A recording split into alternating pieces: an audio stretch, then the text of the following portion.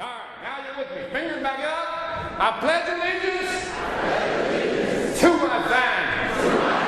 Man, look at your thing. Let it know you care. To my flag. I will rise above. Doing what I love. I will make that dough. I like that, Paul. Let's do it again. I will make that dough. Doing what I know. And those who laugh. And those who laugh. Can kiss my assets. Okay? You guys have been great. Thank you very much. God bless you. Check it out. You guys are great. Thank you very much.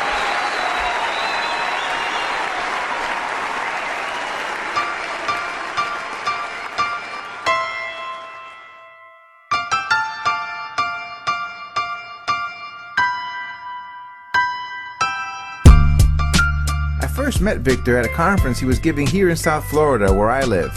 After the conference, we learned we had several things in common. For one, we were both from large Puerto Rican families, and secondly, neither of our families had very much money when we were growing up. We spoke about the possibility of one day working together and kept in touch thereafter. A couple of months ago, I got a call from Victor. He told me that he was going to be the keynote speaker at the National Conference for the Society of Hispanic Professional Engineers. He asked if I would take my camera and accompany him from his home in Georgia up to Philadelphia, where the conference was to take place, and document his experience, sort of like a weekend in the life of a motivational speaker. Now, for those of you who aren't aware, the self-improvement market is $1 billion industry. That's billion with a B. And I was always curious about the motivation of a motivational speaker. Did they really care whether you succeeded or failed, or were they in it just for the money? So the Friday before he was to speak at the conference, I flew up to Georgia and met Victor at Atlanta's International Airport, where he was also flying in from a speaking engagement in another city. From there, we drove to his home in Alpharetta, and that's where our story begins.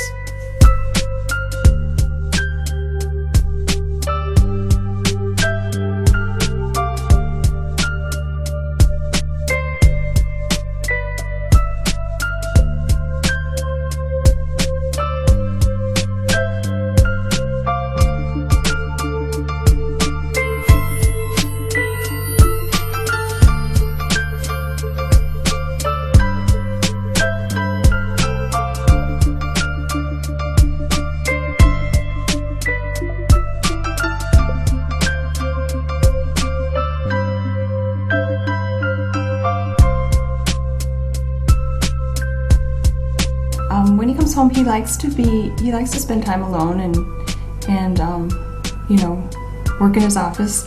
But he does have a lot of energy, and after a week home with him, I'm ready to send him off again. He's a little Victor goes a long way because he's got so much energy. Anyway, when I come home, this is what I like to come home to.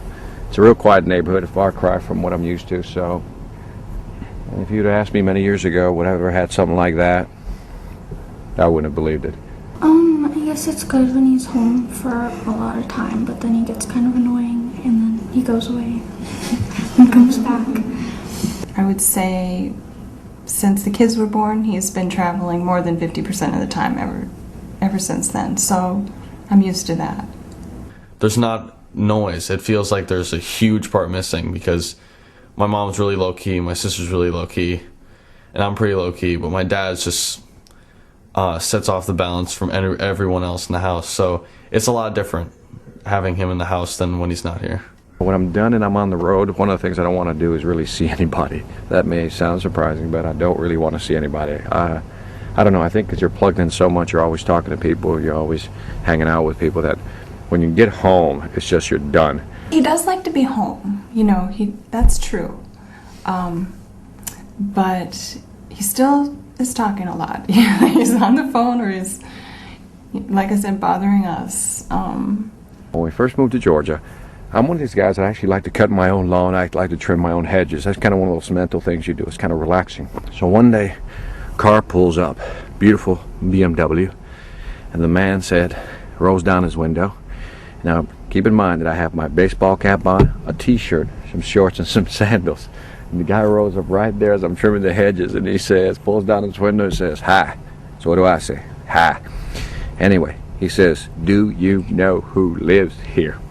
Now, you know who he thought I was, right? He thought I was the gardener. So anyway, I remember reaching to my head inside going, "Hi, my name is Victor González. I'm one of your new neighbors." And I could see his face go, "Wow, there goes the neighborhood." I've never seen him live speaking, no. Because public speaking to me would be terrifying. So I think that if I'm in the audience, you know, I'd be nervous for him, you know? So I don't even want to, you know, do that. You know what I mean? I would think you hear him talk so much at home that yeah, really, I want to pay him to be quiet. My family's from Puerto Rico. I was born and raised in Chicago, as you know. And I always get the question, "Victor, do you have a green card? Do you need one to be here?" What you see out there is how he is at home, basically. What do you think I say to that? No. But I do tell him I have one. It's called American Express. He acts a lot more different around the house. He's not as calm as a regular dad. Most dads will be, you know, just mellowed out more.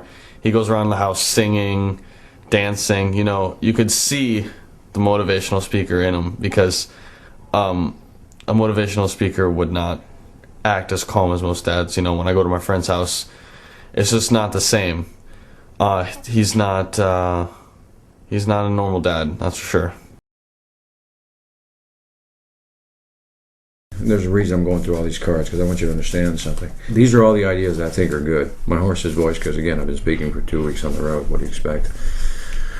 Anyway, so these are all the different things I write down.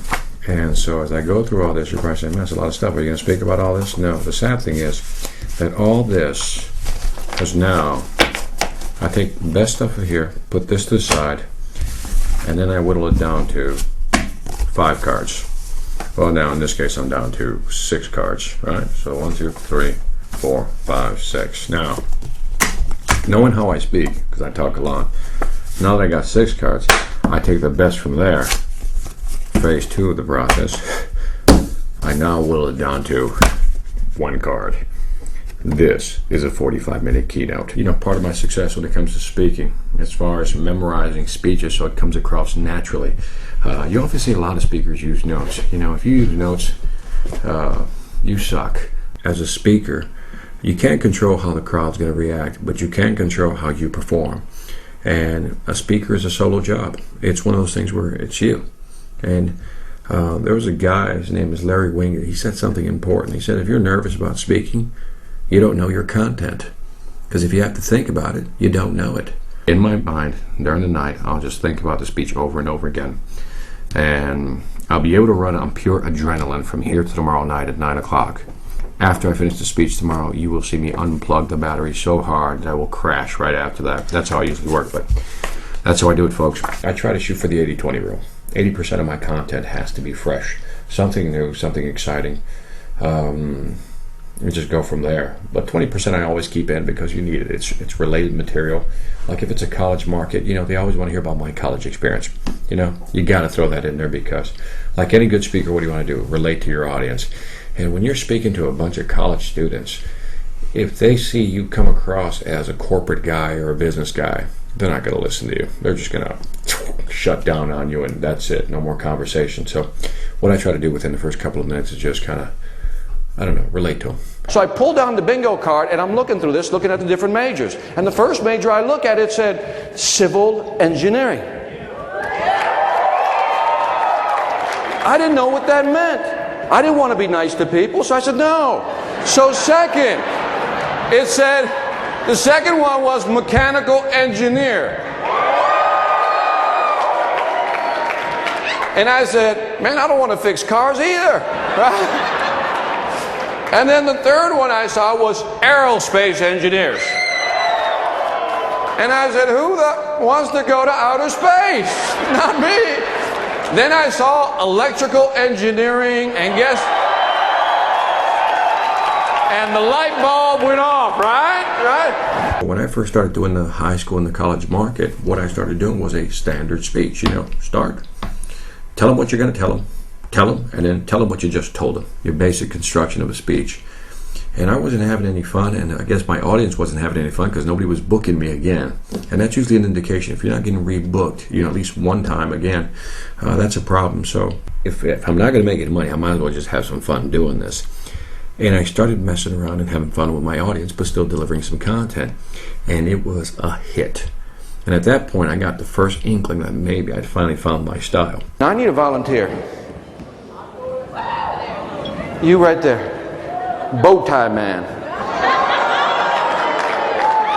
Now, Manny, I'm going to tell him a story. And the only way this story is going to work is that if you help me. Okay. Are you willing to help me, Manny? Sure. All right. Good role model. Good example. Now, before I tell him the story, I need you to do me a favor. You ever see the Beverly Hillbillies? Yes. You did see the Beverly Hillbillies. Yes. How many folks by a show, clap your hands, saw the Beverly Hillbillies? Excellent. Manny, do you remember that big old nasty hound dog they had? You do? Yes. Zig Ziglar will tell the hound dog story, and that's about, man's walking down a lonely road. In the distance, he sees this farmhouse, and he decides to go in the farmhouse and ask for a drink of water. As the stranger approaches the porch, he notices that right next to that old man rocking back and forth is a big old nasty hound dog laying right next to him, making this sound.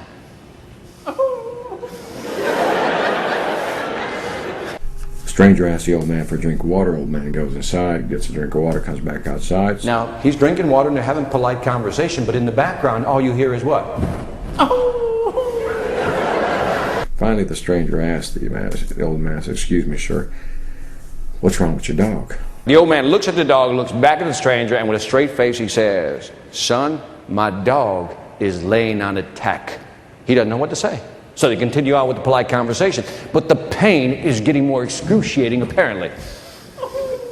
It's getting more excruciating, apparently.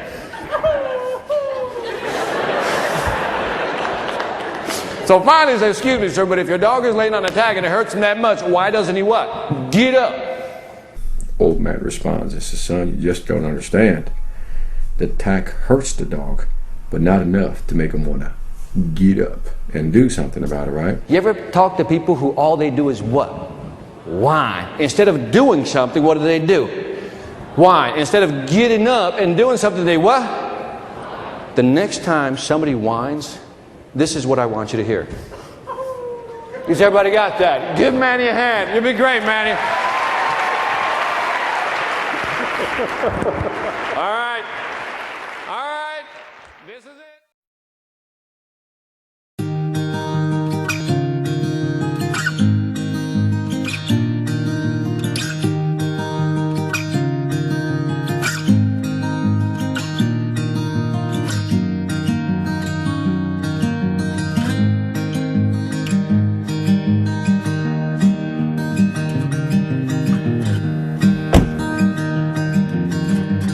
Go to the airport. It's about 6:30 in the morning.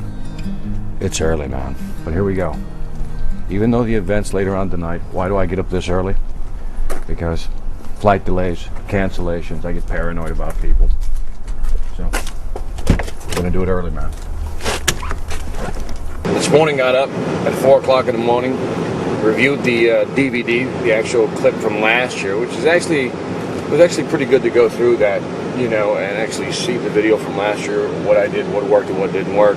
So as I was laying out the outline today, it finally started coming together. So if last night I was at 60%, as far as confidence level, it's up to about maybe 80-85%. So by the time I hit the stage, it should be well defined. So when I get on the plane, I think what I'll just do is kind of mull it over in my head. But man, I'm tired as hell. Getting tired. I'm the youngest of 6. I moved away. Everybody's still back there in Chicago, and so I'm the one that moved out. And like I said, as far as speaking, nobody in my family's ever heard me speak. My mother's never seen me speak. She's seen me on video, but she's never seen me speak live. None of my sisters or my brothers, none of them really comprehend what I do, I think, sometimes, because it's so foreign to them. Again, it's the typical 9-to-5 job, and what I do is not 9 to 5. I mean, it's just so far from it.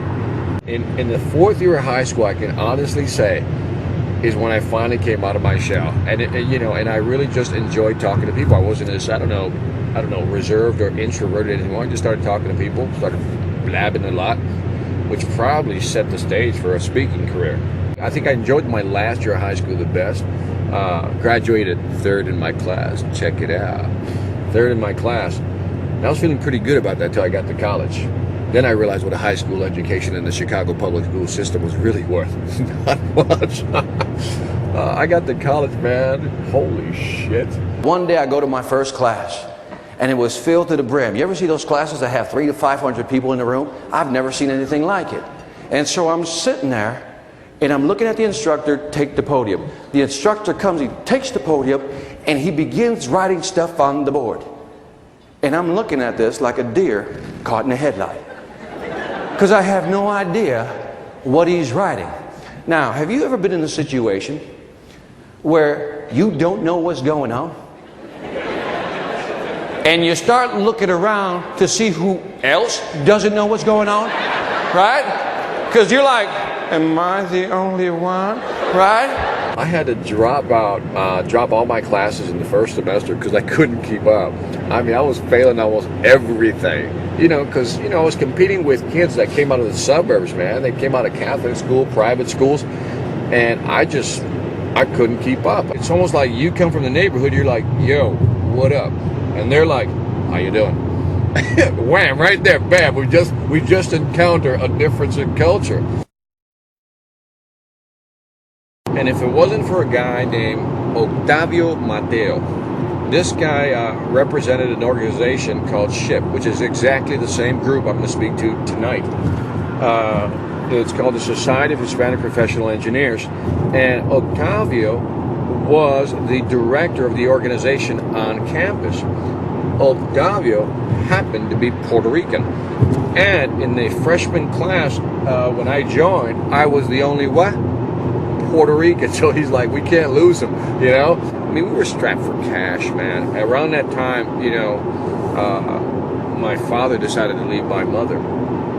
And so you can imagine, after so many years, we know what that did to the family. So when my father left my mother for another woman at that age, we didn't have a real source of income. My sisters were actually, helping my mother with the bill because my mother, was now on disability because of a bad back.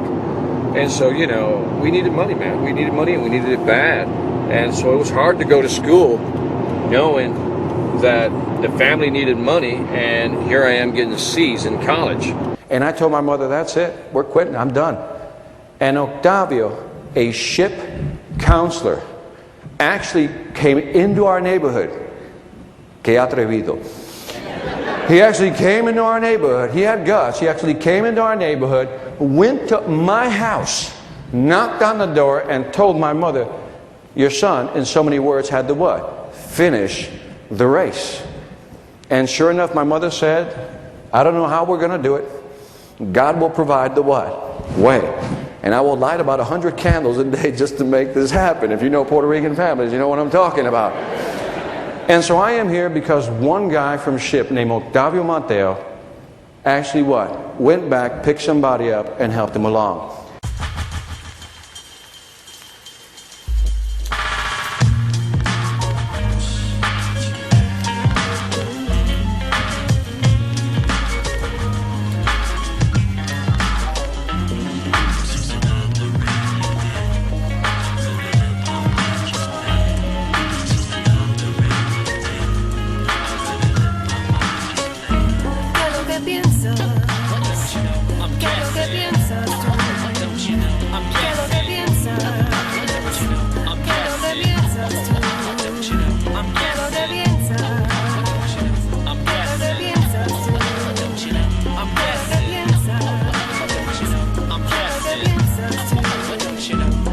I think one of the biggest, if I had to say what is that one shocking thing about this business is that if I look at 9 out of 10 motivational speakers, 9 out of 10 of them are broke, not making any money, and lying about everything they're talking about.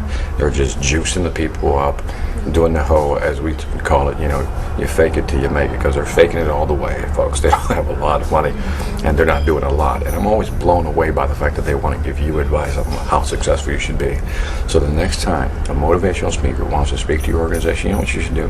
Ask them, tell me about your financial situation. Are you living right? Tell me how well you're living. Now, you may think that's a little personal, but you know what? The guy's going to stand in front of you, try to motivate you, tell what you should be doing. Damn it, should he be doing it as well? People hustle in corporate America. People hustle in and around corporate America. These guys that are out there speaking today, a lot of them are just hustling. That's all they're doing. And I think it's sad when you take people's money when they don't have that much left, under the pretense that you're going to help them, when you yourself can't help yourself. I think that is bullshit in a big way. If you want to learn the business, if you want to be a motivational speaker, if you want to be a professional speaker, whatever you want to call it, here's what you got to do. Here are the basic steps. Have a good story. Don't lie to people. Have content. And if you want to really duplicate what successful people are doing, start mimicking them. I always say, Zig Ziglar, my man, biggest virtual mentor I have. What I mean by a virtual mentor, I never paid the guy, never met the guy, but everything he does, I read, I go to his websites, I mimic, I copy, I try to emulate that. Do I steal his information? No. Take what they do, make it better. I'm guessing when it rains it pours, like metaphors pour out of my mouth and out of my pores. Why do the poor praise the Lord? Why the rich get richer and take credit for everything that they've required to work for? I'm guessing for more tangible objects to pour faith into, whether white, black, Italian, Christian, Jewish, Muslim, or Hindu. As a people, there's already so much we've been through. I'm guessing some people think they're better than the next crew. I'm guilty cause I've done it too, thinking I can challenge you cause I'm fresher than you. You know what I just realized? Remember I said I was going to leave my computer bag at home? You know what I left in my computer bag? All my notes. Remember I told you I was forgetting something? Holy shit. I left all my notes at home. Oh, this is going to be interesting tonight.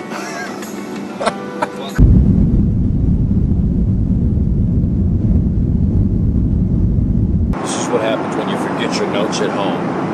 This is exactly what happens when you forget your notes at home. Use a barf bag to write your speech out. And if the speech doesn't go well, then you do it like this. Got it. All right, good. And I can see it from the front. When I look at my crowd, if I'm losing them, this is the obvious sign. It's the obvious one, right? The other one is that they start, looking around. Or they just start, not really reacting to anything you're saying. At that point, you got to either get them to do something or tell them an engaging story where, something that really captivates, that relates to them. So what I typically do is I do about maybe 5 minutes of content, and then I always insert humor. And it took me, listen to this, 5.5 years to graduate. Give it up.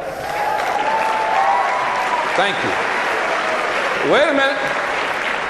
I tell this to everybody. I graduated with a 2.63 grade point average. Give it up. Wait a minute. Oh, that's exactly what I wanted to see. See, I can tell the positive people from the negative people. Positive people said, man, he graduated. Negative people are like, oh. I'm not clapping for that. That's because you're negative. See, you think it's a C+. I'm a positive brother. It's a B-. See the difference in that? Yeah. That's the barf bag. That right there. I know you can barely read it, but it's an outline of my speech tonight. Now, if you hired me to speak and you were seeing this right now, you should be worried. Don't worry, it'll be fine. I know him. He's famous. This is the type of treatment you get on Delta. Thank you. See ya.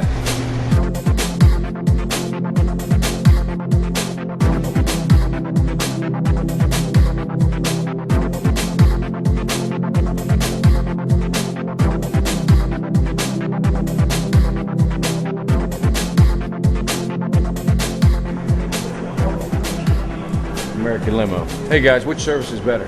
They're all Tall Girl Limousines. All great. Tall Girl Limousines. All right. You had to put your mother in the car. They're all great. No, my mother. Tall Girl Limousines, home. Right here, my friend. Yeah, but I need to go downtown. We're not up there. You though. need. Yeah, No, but because not that's every not month. the best company. This is the best company right here. The best company won't be up there. How much does it cost to go to Marriott downtown? It's supposed to be $23. Okay. Are you guys here already? Yeah, me? I got 5 guys out there right now. So can I have one of them when I get my bag? When you get your bag. Get your back. Get your back. What's your name? Angel, like an angel. Angel. All right, man. My car is in the business. All right, Angel. Save me. I try. All right, man. I believe you.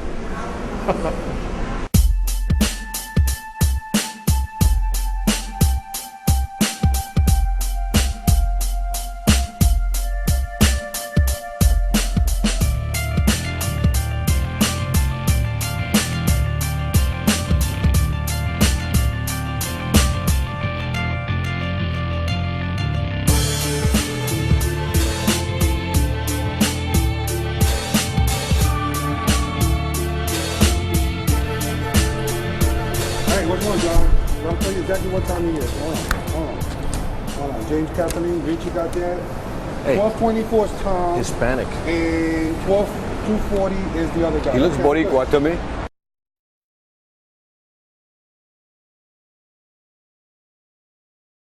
I'm good. A lo mejor cubano.